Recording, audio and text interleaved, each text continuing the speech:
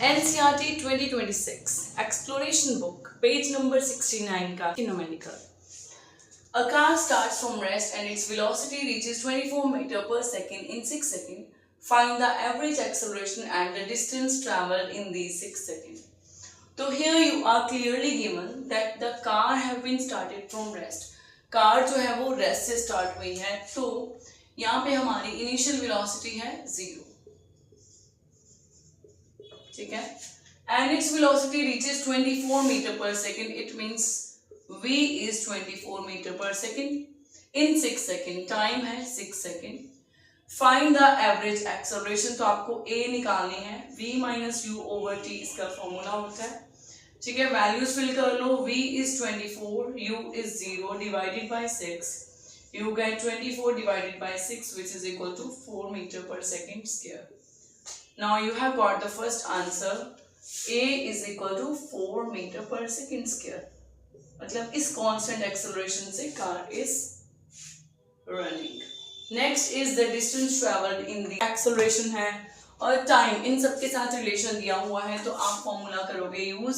इसमें s और t आपस में रिलेट करते हैं, ठीक है. u की value 0, 0 multiply by anything you know very well is 0. a की वैल्यू यहाँ से उठा लोगे.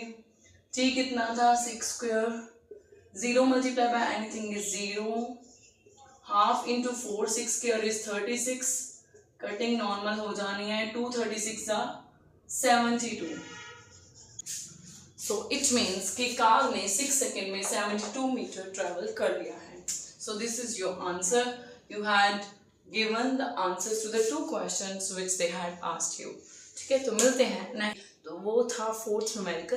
अब हम करेंगे 5th numerical. A motor bike moving with initial velocity 28 metre per second and constant acceleration stops after traveling 98 meter. Find the acceleration of the motorbike and the time taken to come to stop. ठीक है. तो first split the statement. A motorbike moving with initial velocity 28 meter per second. They have clearly given you the initial velocity. कितनी दी हुई है 28 meter per second. इसको हम 2 parts में करेंगे.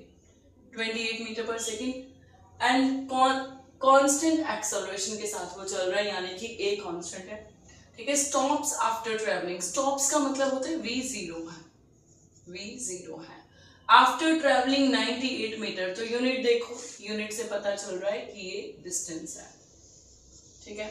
फाइंड द एक्सेलरेशन, उसी एक्सेलरेशन को आपने फाइंड आउट करना है, बिकॉज अब वो रुका है, तो आप खुद देखना एक्सेलरेशन नेगेटिव में आएगा. of the motorbike and the time taken to come to stop. इसको रुकने में कितना टाइम लगा, ये दोनों चीजें आपने निकालनी है. तो फर्स्ट केस एक्सेलरेशन के लिए आप क्या करोगे, फॉर एक्सेलरेशन फॉर्मूला हम लगा लेंगे v square minus u square, because आपके पास v u और a देखने के लिए आप क्वांटिटीज चेक कर लिया करो. u v s और a इनको रिलेट करता हुआ हमारे पास फॉर्मूला है v square minus u square equals to 2as. तो v की वैल्यू लगा लोगे 0 स्क्वायर माइनस u की वैल्यू है 28 होल स्क्वायर, ऐसे लगा लोगे. 2a की वैल्यू आपने फाइंड आउट करनी है और s है आपके पास 98, ठीक है. अब आपको पता है यहाँ पे 0 स्क्वायर इज 0, तो 28 स्क्वायर इज 784, ठीक है. नहीं भी आपको स्क्वायर करना तो ऐसे लिख लो 28 इंटू 28, और इस साइड आप कर लो 2 इंटू 98. इसे ऐसे ही रहने दो, साथ में a लिख दो. ना अगेन आपने a की वैल्यू निकालनी है, तो a के साथ ये सारी क्वांटिटी हो रही है जो मल्टीप्लाई वो आके डिवाइड हो जाएगी, और ये जो वैल्यू है 0 माइनस समथिंग, ये सेम एज सच इधर आ जाएगी. कटिंग कर लो. 2 1s 2 14s 14 1s 14 7s 7 1s 7 4s. तो a आ गया आपका -4 मीटर पर सेकेंड स्क्वायर. ये आपका आ गया first answer. Now you have to find the value of t. तो t के लिए आपको पता है फॉर्मूला यही लगेगा, v is equal to u plus at. यहाँ लिख दो बिकॉज, तो v की जगह आपने, बिकॉज ये कार स्टॉप हो गई थी, u 28, a की जगह -4 और t को ऐसे लगा दो. ये 28 उधर चला गया, तो 0 माइनस 28 इज -28.